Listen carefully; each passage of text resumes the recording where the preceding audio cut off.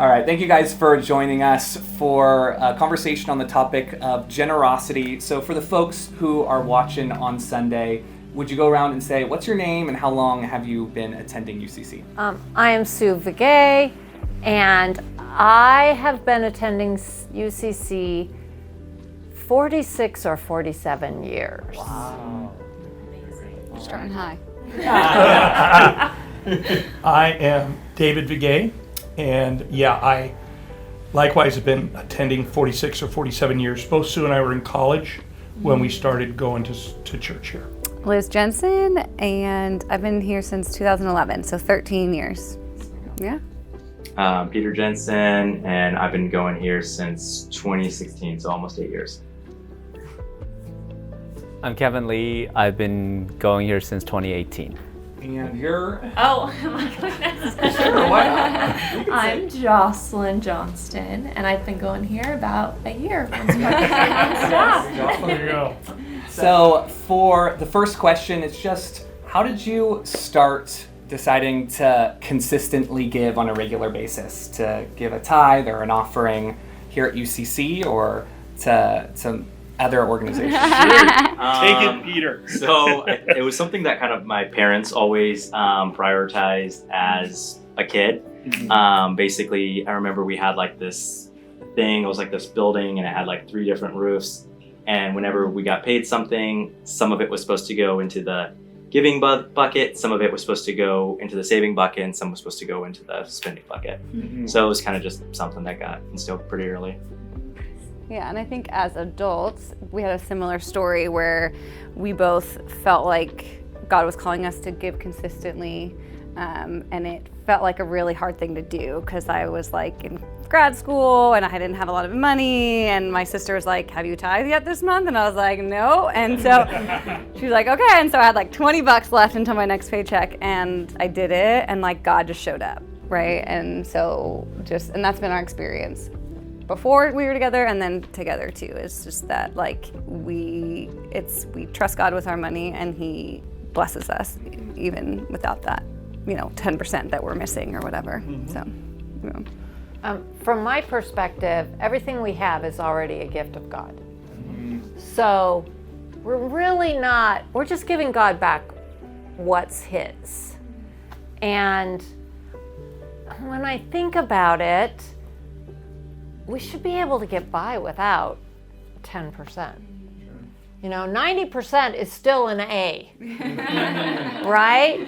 Might be an A minus, but 90% is enough, and we should be able to get by on that. I don't remember specifically whether tithing was part of my budget when I was in college, but when we got married. Yeah, when we got married, it was not part of my budget at all, and in college. But once we got married and kind of settled here in Davis, then it was like, okay, we need to get organized here, and that was kind of the impetus to us to start a regular amount. And I don't think we started with 10%. I think we worked up. Yeah. Mine was easy. I grew up in a church tradition that strongly encourages tithing. So almost, like not almost, but I've got small group of people around me that would encourage me to do it. Okay. So I've been practicing it since my first paycheck, and I think the opposite. I think it's easier when you don't have a lot of money. Because 10% of not a lot of money is not a lot. So I remember my small group members encourages me that you gotta start early, because when the amount is small, it's easier to build the habit. Because once you see like a regular paycheck, like 50,000 or 40,000, whatever, then it's like, oh, all of a sudden, it's a big number. Yeah. So I'm blessed that I took the advice and go, okay, I'll start as a part-time job, and then 10% of that is not a lot. Yeah. Sure. So I'm curious, since you all have had some sort of rhythm in your life for a while, how has that shaped your relationship with God? Has it impacted who you've become? or does it just feel like you're, maybe there's a better way of saying that. What were we saying in the car is a good way of I asking. think your question is, like, as you guys have been on this journey of generosity, how has that then impacted your relationship with Christ? Yeah. Well, I have a recent example. When COVID hit and a lot of people lost jobs and couldn't give to the church, I still had a job. So David and I talked about it, and we started giving significantly more than we had been giving. And there was always enough money. There shouldn't have been, but there was always enough money. And so I went, oh, okay, this is not a bad thing. That's why when I was talking earlier, when we were chatting before, that our culture wants us to think in terms of scarcity, that we're competing for resources, but God is a God of abundance. And so that's what we experienced when we were able to give more than we had been. Yeah. I think it's like the same, we were talking about this last night, like the scarcity, and that both of us have had that and have struggled with that. And I think making it a regular habit and giving like has really helped fight that, because even though we're giving like this chunk of our income, like when we talk about, like my dad who's not a believer, when I share with him like that I'm like giving 10% of my income, he's like, that's crazy. Like, what are you doing? Or like anyone that's not, right? Like I feel like that really has us stand out amongst others, right? Because it's like we're trusting God with that 10%. And so I think for both of us, it's helped us to trust him more, to combat that scarcity, that fear of scarcity, and then also stand out amongst and have a conversation starter with other people about why we give. Yeah, I think it's really a faith issue for me, for us, my wife and I. I think that the regular giving reminds me that it's God who ultimately provides, and not my ability or our ability to make money. And so I think that's a really important walk in Christ, right? It's just like Sabbath. Like, why do you take Sabbath? Is because you believe that while you don't work, God is still working. And it always comes down to a faith issue. David has a story about farming, if he remembers it. Prep me. I remember him saying a number of years ago that farmers expect to have bad years. Sure. And we had given to the capital campaign. David said, you know, if you're going to give something, you're got to give it like what's a tractor worth. So it was a significant amount of money. And he noted that in all of the years that he had been farming, he had never had a year where he couldn't make ends meet at all. The add-on to that is that I think when tithing, one needs to look at, you want to give significantly. And I come up with this all the time when I'm at work, and what's a significant outlay? And often it's a capital type outlay. And I find that very important when I'm deciding on how much to give. Is this in proportion to what I would consider is an important purchase? Okay, so, we don't all have capital outlays like I do in my work, but we all have outlays. When you say outlays, what does that mean? I mean, like, okay. Expenses. I'm going to go and put out some money for whether it's a house or a refrigerator or a tractor or something, a concrete item. And this is going to stretch me to do it. And that's where I want to start when I'm thinking about a tithe. Is it that kind of a weight that I'm stepping out on? And not well, okay, it's not Friday night dinner. Yeah. Yeah. You know, but Mm-hmm. is this a significant number that I'm thinking about? And that number is different for everybody. But I think the weight is what should be important there. And again, it comes back to what you were saying, Kevin, about it's a matter of faith. It's a reminder that ultimately it's God who provides for everything. Yeah, I had a follow-up for you, Liz. Oh, yeah. You were talking about this battling the scarcity mindset. I think it's really easy to believe in abundance when you are experiencing abundance. What has kept you guys in times of where it feels like things are scarce to continue to be generous?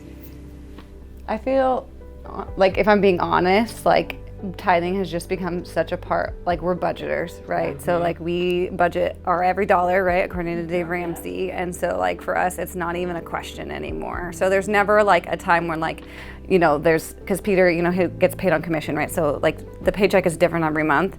But there's never a time when like maybe it was less, where we're like, oh, maybe we should tithe less. Like that's never even a consideration, you know? And there's times when I'm like, I don't think about it much, but when I do, I'm like, oh my gosh, what could I do with all that extra money? Like, it's kind of crazy. I'm like, but then I'm like, obviously I'm not gonna not. I just was like, but yeah, so honest, I don't know if I answered your question, but it's just really like, it's something that is habitual, right? And it's something that we've done consistently. I mean, it's not like something we've automated, because it is different every month. So it's something that we have to do every month, rewrite our check every month, because we don't want the bank or the church paying for our credit card fees. And so that's, you know, it's just a practice that we've just committed to, and it's helpful that we're both on the same page. Yeah. Well, and I think something too, because like we were talking about this a little bit last night, was I think both of us early on had experiences where we didn't have a lot of money and it was really painful to tithe, and we kind of like went and did it anyway. And then like our experience was that God provided. And I think because of that, we've had trust that would continue happening. So, I don't know. I think we kind of had like experiences early on where we kind of like were like, okay, yeah, like It shaped us, yeah. And it wasn't like God provided us the lottery. It was like God provided us enough to get through, right? Like we had enough. Or God provided another job. It wasn't like money just Right, fell out. yeah. You could go work and make some more income. Yeah. Or like, just little things. It was just God showed up, you know, and made it evident that he was going to provide for us. Yeah. I think trust is undergirds that whole idea of tithing. And I think that's a huge piece right there. That's great. And I think it helps us grow in our trust Yeah, when we do that. both ways. Right. You need to trust to get there, and then it reinforces itself. Yeah, I think that's one of the big fruits that comes from being generous. As you get to really trust that God is going to take care of you. The way that you guys talk about giving, it sounds like giving is a blessing for you, that it's more blessed to give than to receive, both because your relationship with God is getting closer, but also you get to partner with Him to impact the world around you. Sure. So what would you say to someone who has yet to take that first step to trust God and to be generous and to give to and through the things that are important to Him? What would you say to someone who's been hesitant to take that first step? Maybe a piece of encouragement. Something I heard from a pastor that really encourages me was when he said, "You never regret the money you gave away, but you regret purchases that you've made, but you never ever regret the money you gave away." And I thought after I heard him said that, I was like, "Wow, that is so true. That is so true." Yeah, I mean, it's so cool. Like, we serve a God that like makes it like a two-way street, right? Like when you're serving, right? Like when I've gone on mission trips, like I'm probably more blessed than they are, right? Like, and I think it's the same thing. Like when you're able to be generous and take that step, like you are also blessed, and like God created it to be that way. I think like it's not. Yeah, I just think that's really awesome. And the other thing I would say is just start. You don't have to start with any certain amount. Just start with a small amount and set a goal. Start with a small amount. Next month, next week even. I have a friend who gives her offering every week to remind herself where her who's her provider. She gives her offering every week. And so, and I write a check every month. It's at the top of my budget because this is giving of our first fruits, is kind of my way of looking at it. Yeah, I think it's really important in giving to the church that it's not an add-on, but it needs to be up front and make it work. You know, don't see what's left and go, oh, I can give half of that, but rather start at the top and work down. I think you said something interesting earlier too, Kevin, of you were surrounded by these people in a life group that you saw them living a life of generosity, which then encouraged you to want to do the same. So I think there's something powerful in and of that too, of like surround yourself with people that are living generously and see the fruits of that, not just monetarily, but the joy that they possess, that they get in their generosity. For sure, yeah. Yeah, I think, I don't know about you, but when my experience of giving that first time, like to start me off regularly, it was like people holding me accountable. Yeah. And being like, have you done that yet? And I'm like, no. And your point is? Right. I guess I'll leave it really open-ended. Is there anything you'd like to share about anything on this topic to our church? I guess that's the best way I can put it. What's one thing that you'd add? I think a lot of us have testified to the fact that God provides when we take a risk. And in Malachi, he makes that promise. Test me in this, he says to Israel. Bring the whole tithe into the temple and see if I don't bless you with more than you can imagine.